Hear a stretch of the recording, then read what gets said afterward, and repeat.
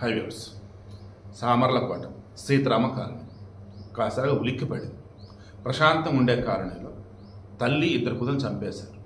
దారుణ ధర సుత్తిపెట్టి నెత్తి మీద కొట్టి మరి చంపారు. క్యాటల్ క్రైమ్ అవేర్నెస్లో వీడియో ఇస్తున్నాను. ఏపీ ఛానల్ ఇస్తే భయంకరంగా వ్యూస్ వస్తాయి.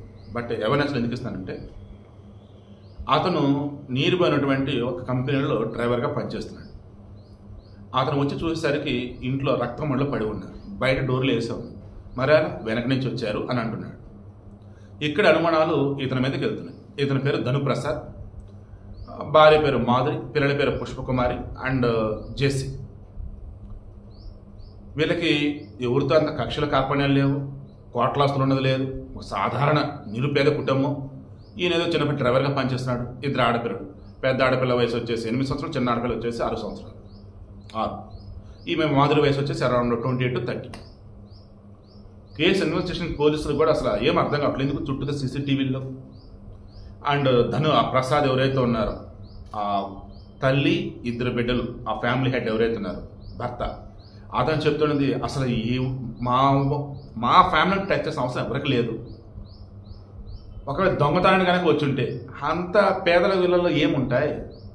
ఫోన్లు పట్టుకెళ్ళారంట. అంటే ఆ ఫోన్లు ఏముండొచ్చు?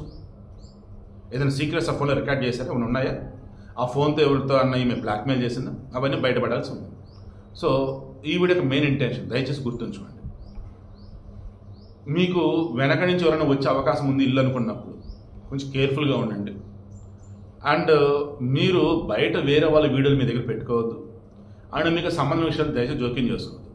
ఇక్కడ ఒకవేళ భర్తే కనుక చంపి కనుక ఉన్నట్టయితే ఎందుకు చంపినది మాట్లాడుకున్నాం. ఒకవేళ కనుక చంపకపోయినట్టయితే ఎందుకంటే మొత్తం కూడా బయట పెట్టాల్సింది పోలీసుల మీదే ఉంది.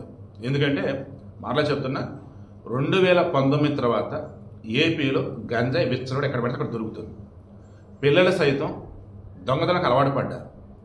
మొబైల్స్ కోసమా, మెడలో చైన్లా, అంటే ఆ డబ్బు అన్నది ఎలా వచ్చినా మనకు పర్లేదురా, ఏదైనా చంపినా ఓకేరా అన్నది తయారు. నిన్నే మాట్లాడుకున్నాం కదా, ఎక్కడ అమలాపురం దగ్గర సాగురు ప్రాంతం, హర్షద్ అనే కుర్రాడు వాళ్ళ నాన్నని చంపబోయాడు డబ్బు కోసం, ఎల్ఐసి డబ్బులు వస్తాయని.